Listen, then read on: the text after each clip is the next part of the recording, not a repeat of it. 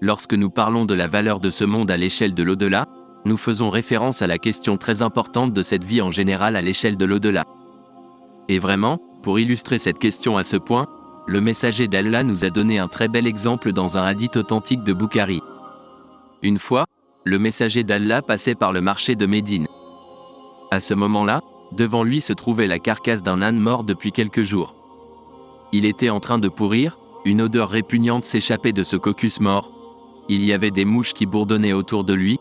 L'âne lui-même n'était pas d'un aspect agréable, il était manifestement en train de se décomposer et il avait de très longues oreilles, comme le mentionne le hadith et donc, en général, c'était une vue très désagréable. À ce moment-là, le messager d'Allah s'est arrêté et il a regardé l'âne, puis il a regardé ses compagnons et il a dit « Tous les gens, tous mes compagnons, qui parmi vous, achètera cet âne pour un dirham ?» Et un dirham c'est une pièce d'argent. Et les compagnons regardèrent l'âne et dirent « Ô messager d'Allah, nous n'achèterions pas cet âne pour un dirham. » Puis il dit « Eh bien, qui parmi vous achètera cet âne pour la moitié d'un dirham, qui est la moitié d'une pièce d'argent ?» Et le compagnon regarda l'âne et dit « Ô messager d'Allah, nous n'achèterions pas cet âne même s'il était gratuit. » À ce moment-là, le messager d'Allah dit « Par Allah, dans les mains duquel est mon âme, vraiment ce monde a moins de valeur, vraiment, ce monde a moins de valeur aux yeux d'Allah, gloire et pureté à lui, que cet âne à vos yeux.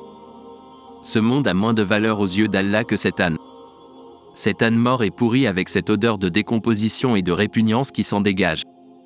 Est-ce là, la vraie valeur de ce monde aux yeux d'Allah? Gloire et pureté à lui. Si vous mettez votre doigt dans l'océan, pensez-vous que l'océan va diminuer? Le prophète, que la paix soit avec lui, a dit, la simulation, l'exemple de cette vie par rapport à l'au-delà, veuillez accorder votre attention à ce hadith. L'exemple de ce monde par rapport à l'au-delà est juste comme quelqu'un, il met son doigt dans l'océan et regarde son doigt, l'eau qui est sur son doigt, c'est cette vie et le reste de l'océan, c'est l'au-delà.